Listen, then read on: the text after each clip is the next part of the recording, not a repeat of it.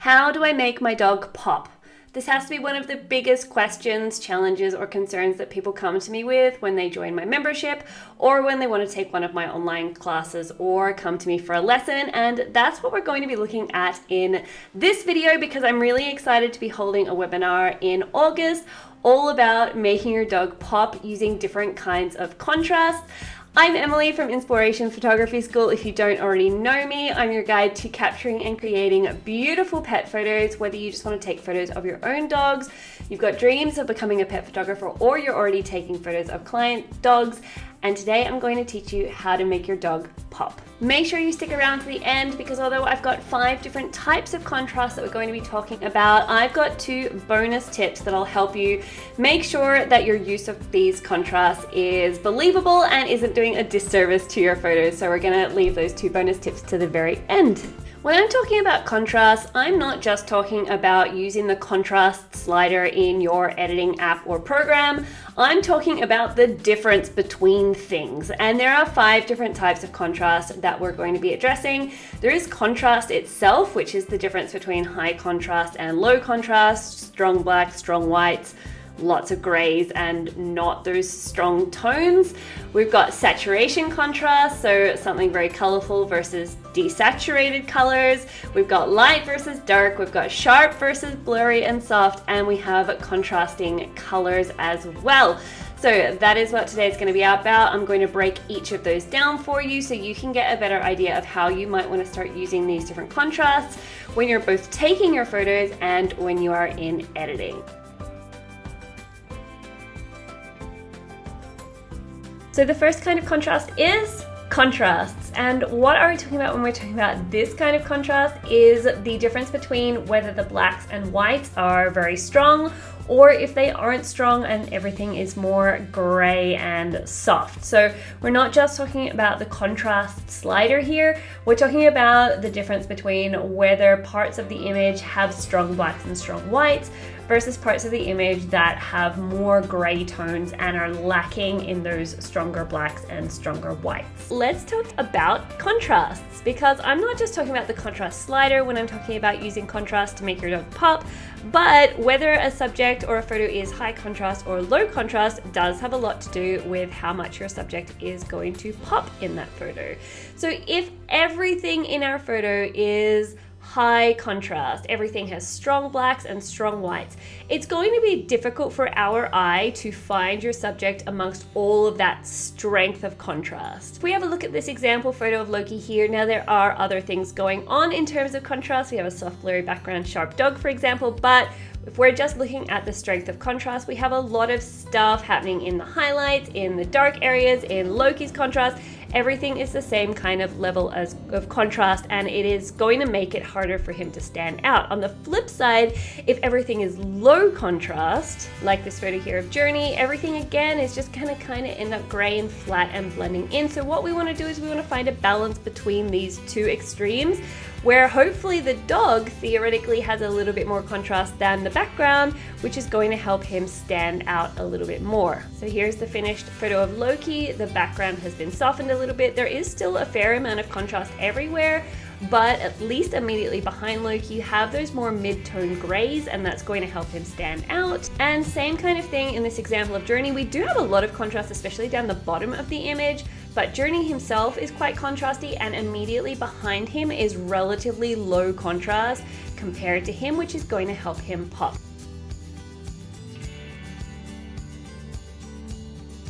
If website developers made their websites like this with pale text on a white background or dark text on a dark background, we would have a really hard time seeing that text, and the same can be said for our pet photography and if we're wanting our pets to pop.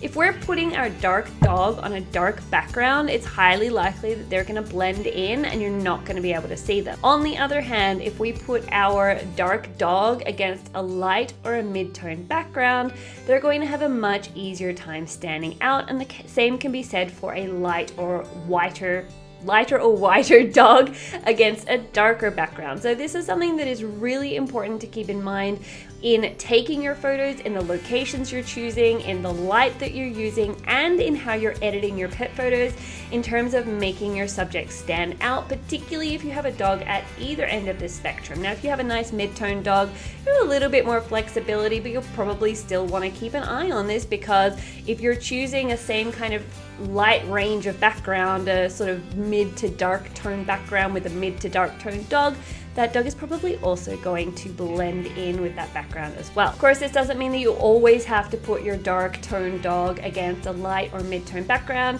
Here is an example I took of Loki a few years ago that I really loved the way that he's camouflaged in with the surroundings, that his white stripe and his collar on his neck is really visible against this black background. I like that it was this dark cave kind of vibe, and then with the reflection. But of course, he's not going to pop as much in this scenario as if I put him against a lighter, brighter, whiter, or more light to mid-tone background.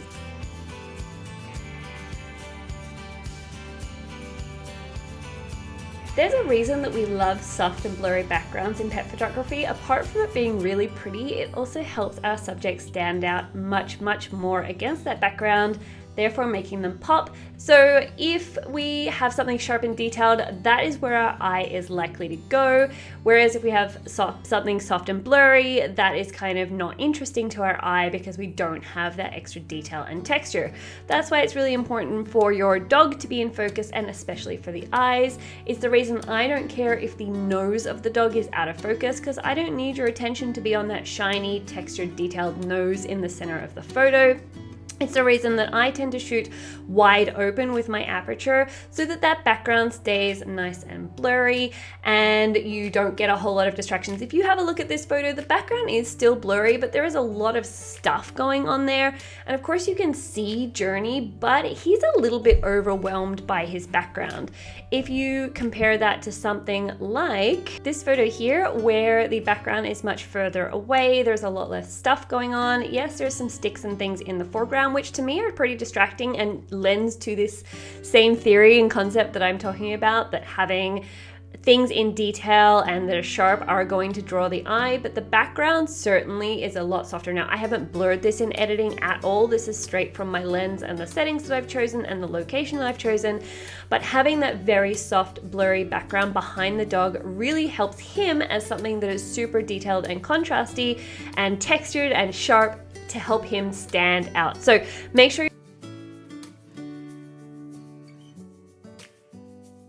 this is a really common pet photography editing mistake that I see a lot of newbies make, and I made it myself when I was getting started too, and that is if you're wanting your photo to pop by making everything saturated. Often when we make everything saturated, we're just kind of overwhelming the world with color, and it's not actually helping our subject stand out, it's just making everything a lot. This is especially important if you have any kind of desaturated dog, so black and white dog, black dog, gray dog.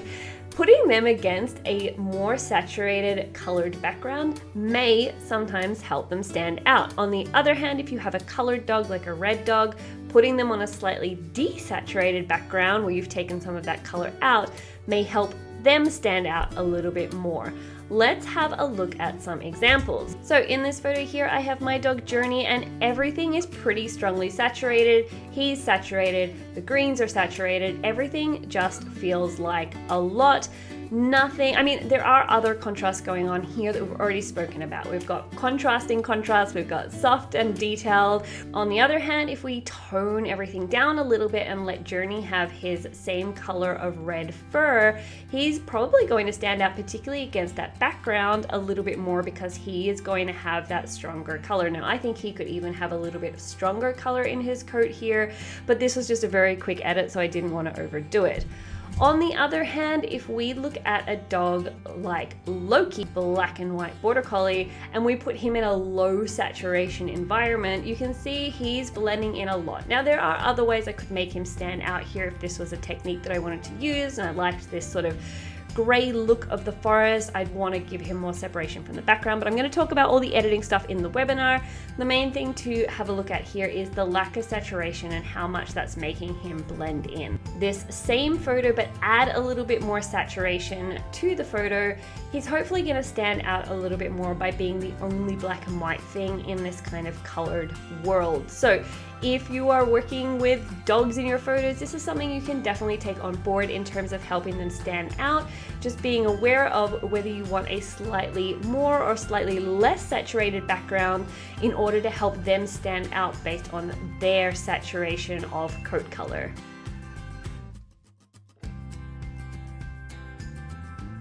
You may have learned about the color wheel in school, but what does that have to do with making your dog pop in your pet photos? This is probably the least technically contrasty point that we're going to be making, but I still like it, particularly for colored dogs, because we're going to be using color theory in order to make our dogs pop. So you can grab a color wheel from anywhere. There are a ton of different ones and they're all going to have slightly different variations. But if we were to look at one like this will probably highlight what we're trying to talk about reasonably well. So if we're wanting our subject to stand out, we want to use colors at the opposite side of a color wheel. For example, if I have a red dog, I might want to put him in against a greenish background. If I have a more orangey dog, he might want to be against a more cyan background. In general, you will find that you could put an orange dog in a cyan environment, a red dog in a green environment, a yellow dog in a blue environment, and they will stand out much better and they'll look much more harmonious than if I, for example, got my red dog and put him in like a purple environment. I mean, not that you can find a purple environment, or a more yellow-green really doesn't suit Journey very well at all, but he looks beautiful in a kind of rich emerald green like this, almost bordering on cyan because he's already orange kind of brick color. So knowing about contrasting colors and using them to your advantage to help your dog stand out is a really good technique to help your dog pop just by using color theory. You've seen a lot of red Journey in these green woods and you see a lot of it on my Instagram for a very good reason. I use this all the time as a way to help him stand out, and it's something that you should definitely be considering too when you're taking photos of pets. So as promised for you, here come 2 bonus tips. Tip number 1 is to be careful not to overdo the different types of contrasts, especially in terms of masking out the dog. The more that you pile up the contrast and mask out the dog, the more that dog is going to look like you've cut it out and stuck it on a background, especially if the area around like where the dog is sitting, standing or lying is also completely different to the dog. So do keep this natural, don't always just be masking out the dog specifically. You can see here in this example of Journey, especially on the log, that he looks a little bit weird. I mean, there is kind of a foggy effect everywhere. It could have been a foggy day, but it does look a little bit odd that he's not matching his environment at all anymore. So be really careful of consistently cutting your dog out and altering just the dog and just the background in completely different directions. So, darkening the background, lightening the dog. Desaturating the background, saturating the dog, sharpening the dog, blurring the background, pulling contrast out of the background, adding contrast to the dog. All these things, if you kind of pile them up and do them quite strongly, are going to make your dog and the location look like they're 2 completely separate photos and you've just made a weird composite. So be really careful of that. Another thing is, these aren't hard and fast rules and you don't have to apply every single contrast to every single photo.